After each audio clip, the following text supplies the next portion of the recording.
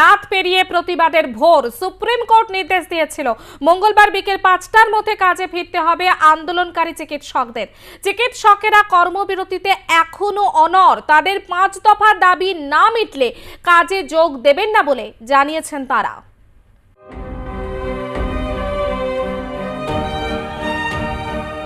রাত পেরিয়ে সকাল, স্বাস্থ্য ভবনের সামনে একই রকম ভাবে জুনিয়র চিকিৎসকদের আন্দোলন অব্যাহত। স্বাস্থ্য ভবনের সামনে যেভাবে তারা গতকাল বসে পড়েছিলেন, আজও একই রকম ভাবে চলছে স্লোগান এবং জাস্টিস ফর আরজিকর স্লোগানকে সামনে রেখে এবং যে 5টা দফা দাবি, সেই দাবি অবিলম্বে মেনে নিতে হবে, সেই দাবিকে সামনে রেখেই স্লোগান চলছে রাত পেরিয়ে সকাল। এবং একই রকমভাবে সেই স্লোগানে রয়েছেন জুনিয়র চিকিৎসকদের একটা বড় অংশ এবং একেবারে গোটা রাজপথ অবরুদ্ধ স্বাস্থ্য ভবনের কাছে। এখনো পর্যন্ত স্বাস্থ্য দপ্তরের পক্ষ থেকে কোনো বার্তা আসেনি যে জুনিয়র চিকিৎসকদের যে দাবি সেই দাবি মেনে নেওয়ার। আমরা একটুখানি স্লোগানের দিকে নজর রাখবো যে ঠিক কি স্লোগান তারা দিচ্ছেন, আমরা একটু সেই স্লোগান শুনবো।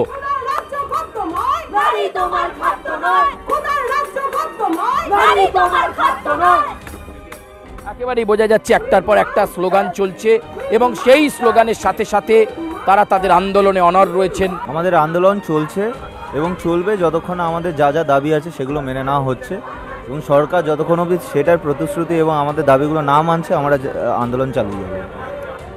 একটা বার্তা এসেছিল নবান্নের তরফে বৈঠকে বসার, সেক্ষেত্রে কি আপনাদের জিবির বৈঠকে কোনো সিদ্ধান্ত হয়েছে? আমাদের সেই বিষয়ে জিবির বৈঠক বসেছিল, ওখানে বার্তা দিয়েছিলেন উনি যে ম্যাক্সিমাম 10 জনকে নিয়ে উনি কথা বলবেন। কিন্তু আমাদের মেডিকেল কলেজ সারা ওয়েস্ট বেঙ্গলে আছে 10টার বেশি, তো সেই ক্ষেত্রে শুধু 10 জন রিপ্রেজেন্টেটিভ যাওয়া কোনো মতেই সম্ভব না। কালকে যে মেল হয়েছিল তার পাল্টা আমরা সেই দিনই মেলটা পাঠিয়েছিলাম। হঠাৎ করে ওরকম বলাতে ওইভাবে আমাদের 10 জনে ওইভাবে যাওয়া সম্ভব নয়। আর আমাদের পশ্চিমবঙ্গে 10-এর বেশি মেডিকেল কলেজই আছে, তাই 10টা ওইভাবে রিপ্রেজেন্টেটিভ সম্ভব নয়। সেই জন্য কালকেই আমরা একটা মেল করেছি, কিন্তু সেই মেলের পাল্টা এখনও আমরা কিছু পাইনি। এখনো পর্যন্ত কিন্তু এই আন্দোলন উঠে যাওয়ার কোনো রকম বার্তা জুনিয়র চিকিৎসকদের তরফে নেই। ফলে যত সময় গড়াচ্ছে ততই এই আন্দোলন গভীর হচ্ছে, গভীর থেকে গভীরতর হচ্ছে জুনিয়র চিকিৎসকদের দাবি। ক্যামেরায় শুভঙ্করের সঙ্গে সুচারু, আর প্লাস নিউজ, স্বাস্থ্য ভবন।